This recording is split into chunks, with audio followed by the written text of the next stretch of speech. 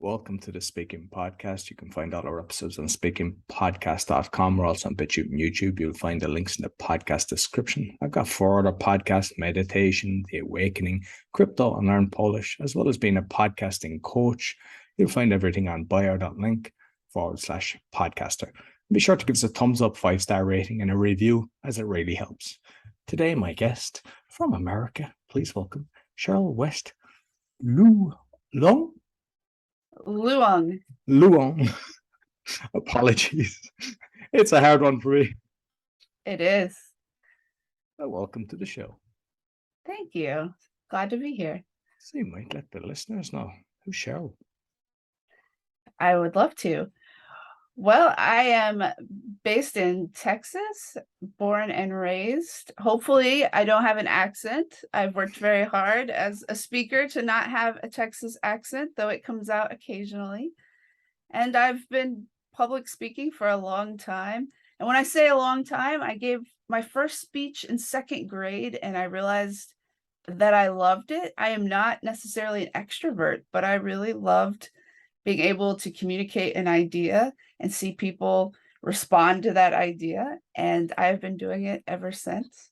And so some of the things that I really like to talk about are things that are current in the world and how society is dealing with those things, and try to take complex ideas and make them simple and not oversimplified, but just make it so that people want to talk about them, because sometimes it's really hard for us to talk about things. And so I'm a mom as well, and I find that as much as I think I'm a good communicator, I've learned that trying to explain things to kids will teach you very quickly that you aren't as good a communicator as you think.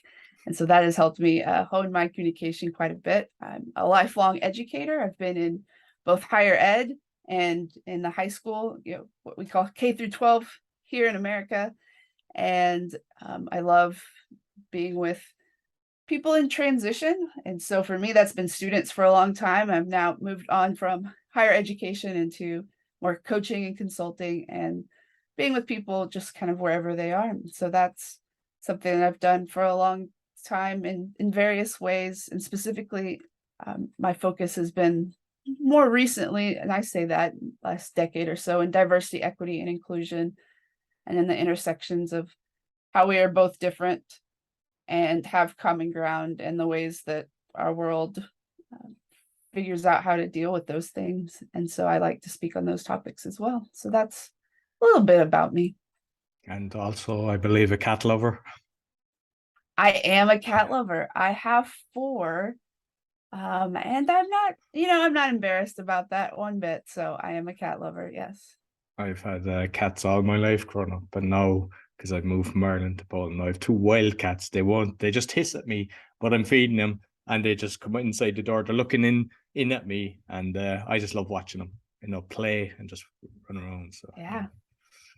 So I know that you've done, was it coaching for debating, or was it just in school that you were doing the debating, that helping people with debating?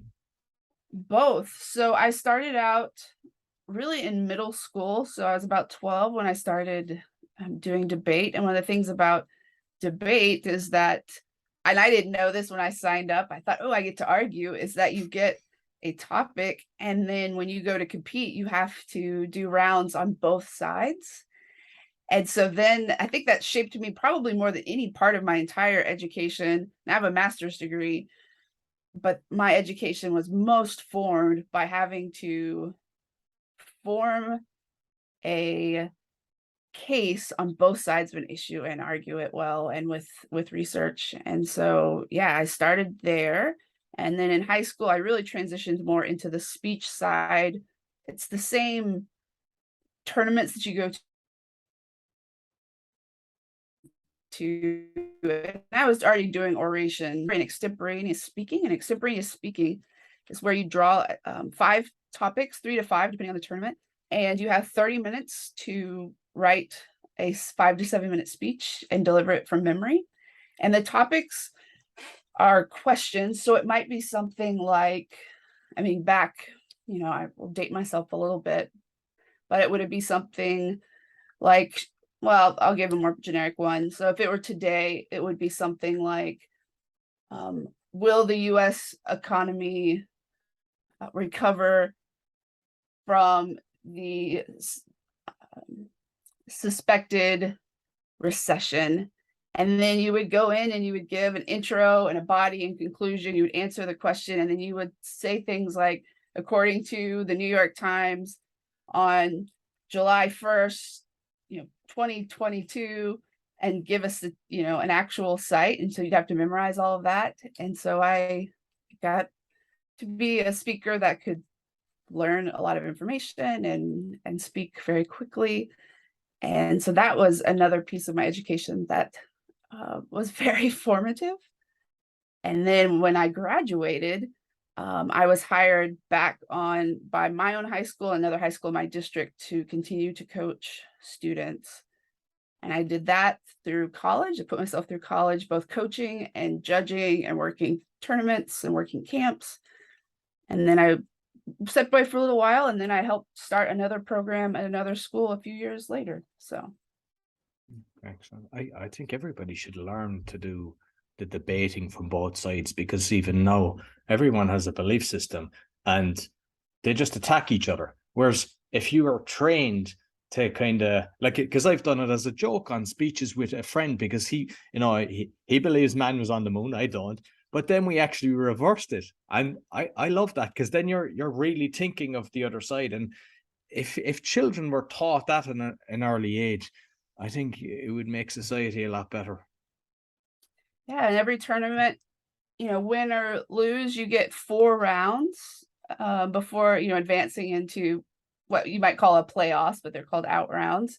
And so you get to practice at least 4 times, 2 on each side. That's really it's very formative, and it certainly teaches you. And it's both the critical thinking skills, but also the research skills, because you got to go find the research to prove those things. And is it there? And to formulate, these opinions with some facts. And then you realize there's lots of ways to think about things and understand why people think certain ways. And so, yeah, and that really moved me into what I'm doing today, which I do communication consulting and help organizations do more strategic communication, try to avoid crisis communication, because of the way we frame the kind of communication that we have in organizations often is that we don't have the right tools because we didn't do those things as kids.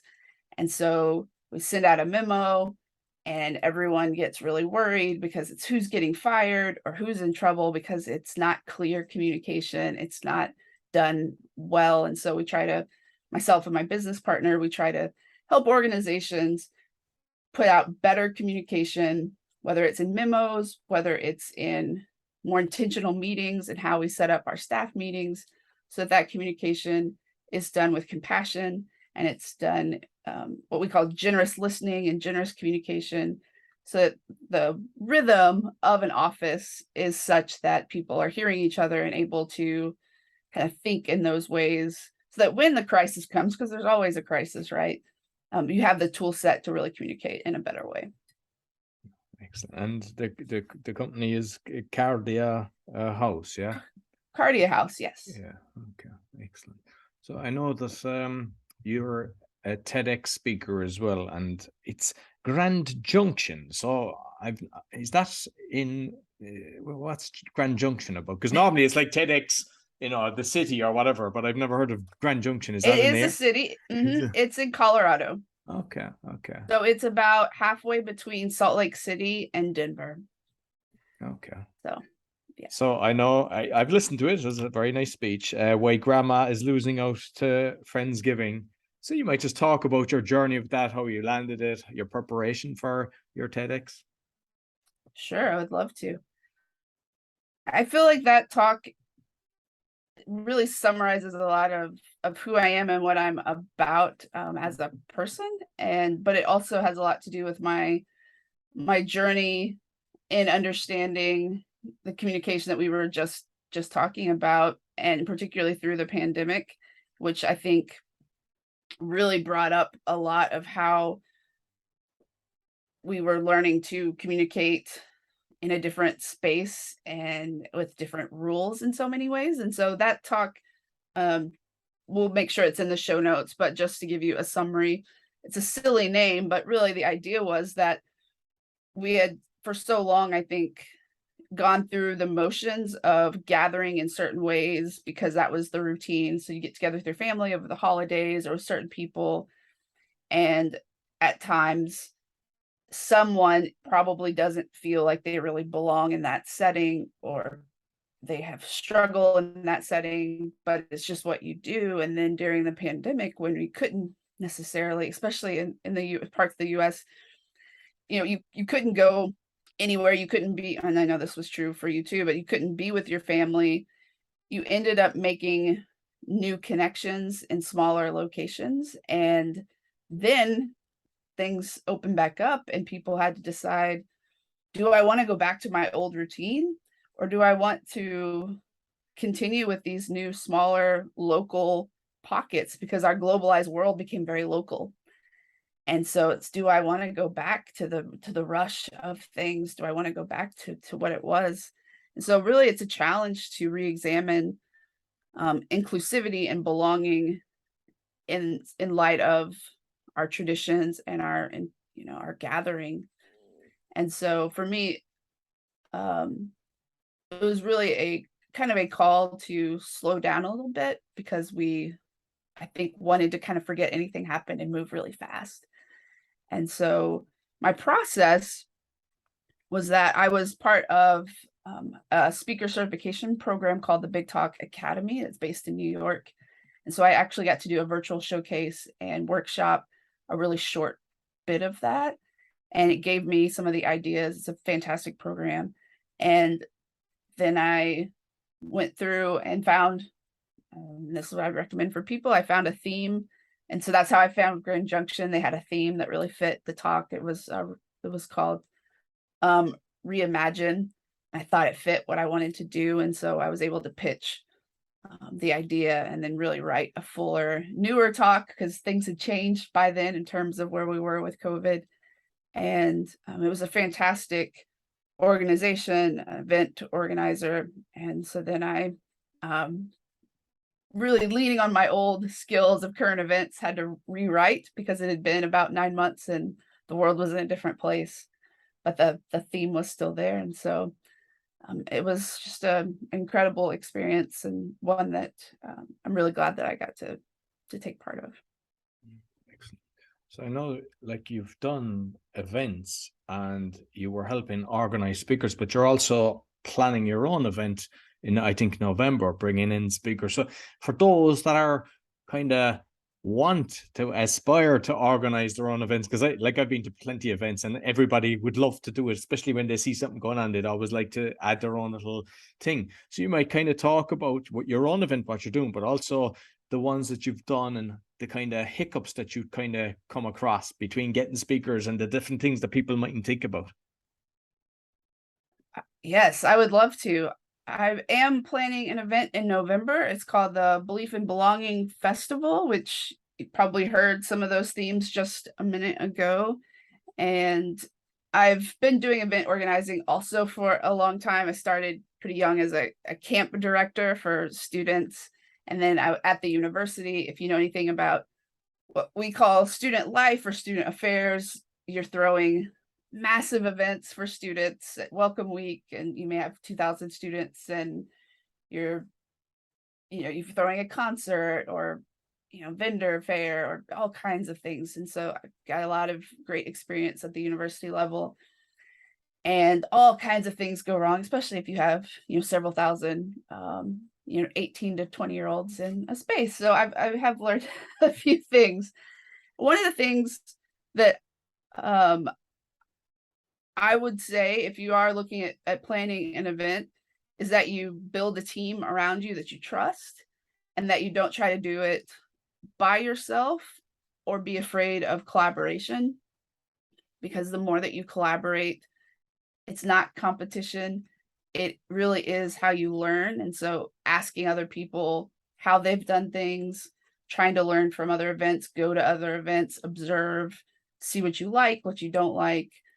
find out what happened behind the scenes, volunteer at some events, because that is truly the best way to learn, is to be behind the scenes. Even if all you're doing in your mind is registration and you think that's not a big deal, you will learn a lot more than you think you will. Just standing at the door and signing people in, or some of the most simple tasks, because you will be privy to more than you would just in the audience. And so those are a few really basic things that I would say to start with. I have just quickly, I will say, while I was at TEDx Grand Junction, there was a student who was on the volunteer team who came up to me, and it turned out that she, though is a native of Grand Junction, Colorado, happens to be a university student in my town here in Texas. And so we connected, and she's really interested in event organizing in general, and is wanting to do that in the future. And so she didn't know that I had this plan for an event, but I immediately said, hey, when we get back to Texas, I would love it if you joined me in working this event. And she took advantage of that and said, and told me about her plans and her dreams. And so I was asking her just about social media, because she had done social media for this group. And she was brave and bold and said, I don't really want to do social media anymore. I want to learn how to run events. And so because she said what she needed and what she wanted to do, I said, okay, well, come shadow me. Tell me what you want to learn those things. She's going to be our house manager. And she's gone to meetings with me with the venues. And so she's, learning everything that she can just by asking. And so I think that's the other thing, is just to ask people and let them know what you're trying to learn. Right. And then regarding getting into speakers, is there anything, because I know some speakers, they kind of have a big list of what they want, they're on a pedestal, but is there anything that you've learned from just trying to get the speakers on the stage, and that will be at maybe previous events that you've done, and even what you're kind of organizing for November as well? A couple of things I would say. One is, in terms of relationships with your organizers, is to meet your deadlines, to communicate if you're having trouble with any of the pieces or you don't understand as quickly as you can. Read your emails, pay attention to the things that are sent to you. And I love all of my speakers, and this is not me speaking of anyone in my particular process, but I will say that from other organizers that I run with, that is always a complaint, is that to know that organizers talk to each other. And so you don't want to get a reputation as being someone who is late, who doesn't pay attention to directions.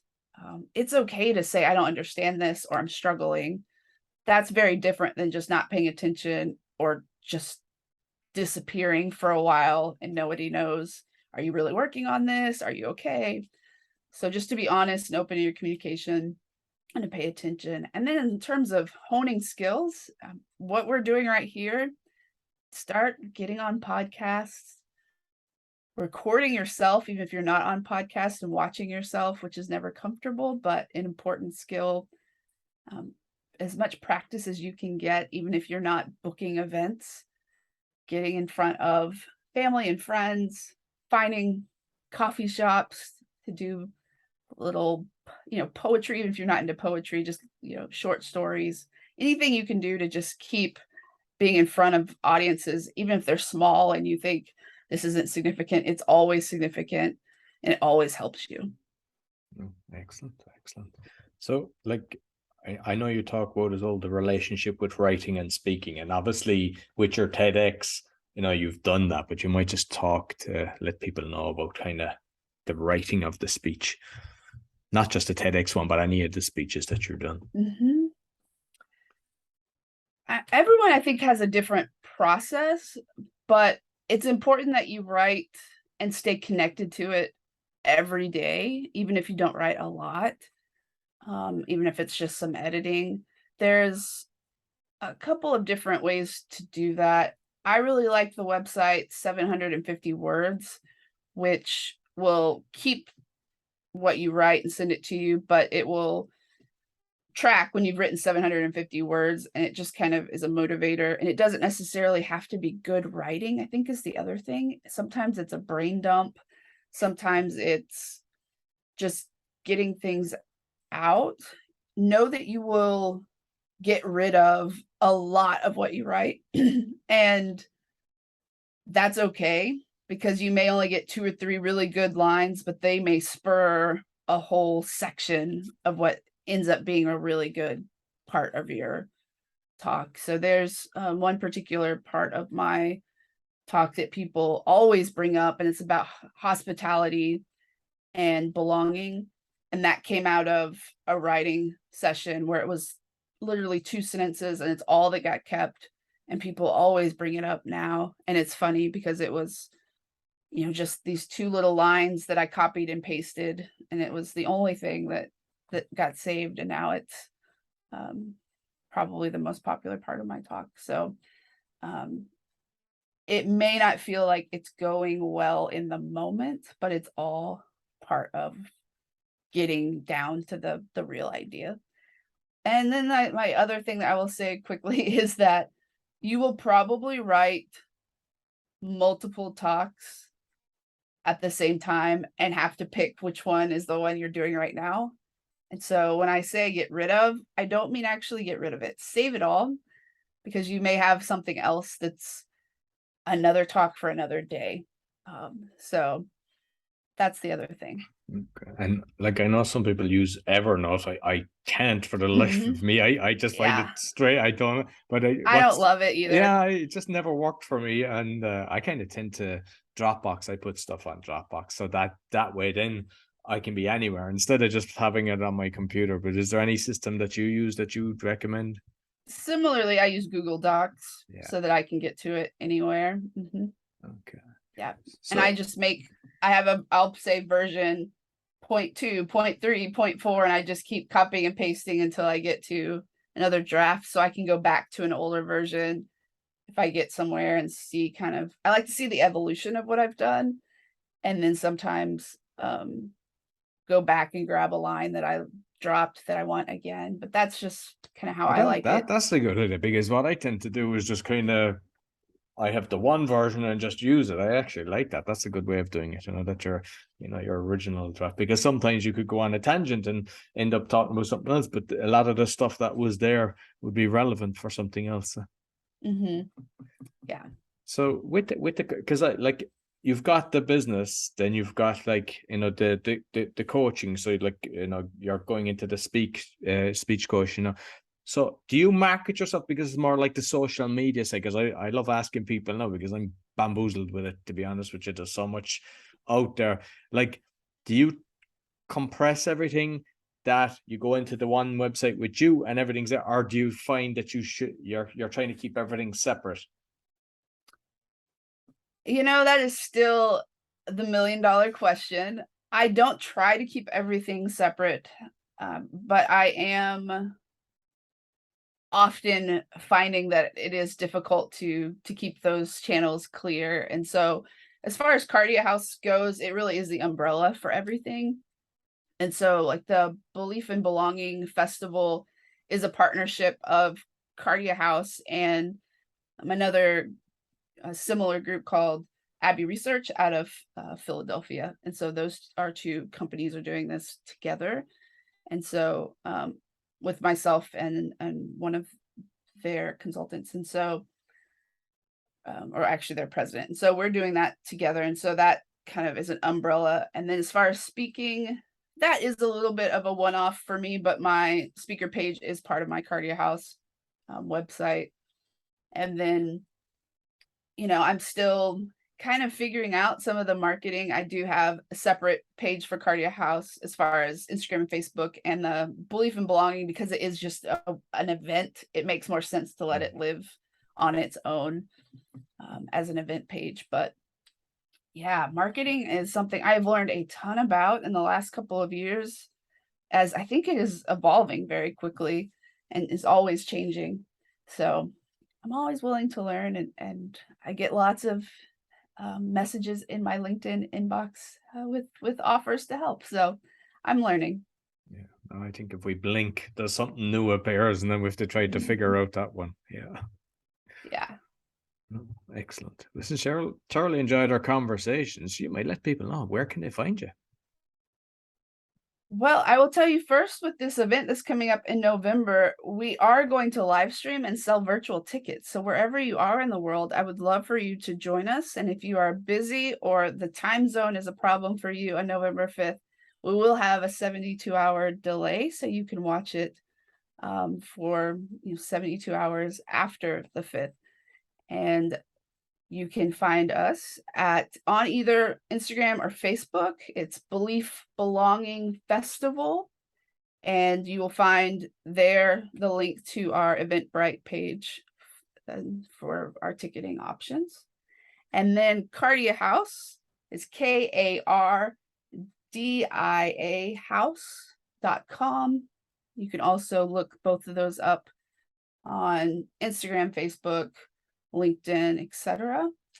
And then you can find me also, Sharyl WL, if you want to do the backslash on LinkedIn, as well as same moniker on Instagram. And I would be happy to connect you to any of those pieces if you're having trouble finding them. But would love to connect to you, especially if you're looking for a speaker or trying to connect to some consulting and had trouble getting to any of those pieces. But it's been a pleasure talking to you today. And just quickly, Kardia, is there a meaning behind Kardia? Yes, it's Greek for heart, but in the Greek, it's a holistic meaning. So it's your whole being. It's your mind, your intellect, your wellness, your soul. It's kind of this whole being idea. So we talk a lot about helping organizations find organizational health and individuals find relational wholeness. And when we feel like when our communication is where it should be, then we can be in better relationships with each other, and our organizations can be in healthier places. Beautiful. Excellent. So I'll make sure I'll put all the links that you've mentioned both on the audio and the video. Thank you very much. Thank you. That's all for the Speaking Podcast. You'll find all our episodes on speakingpodcast.com. As mentioned, we're on BitChute and YouTube. Be sure to give us a thumbs up, 5-star rating, and share with your friends. It all helps. Until next week, take care.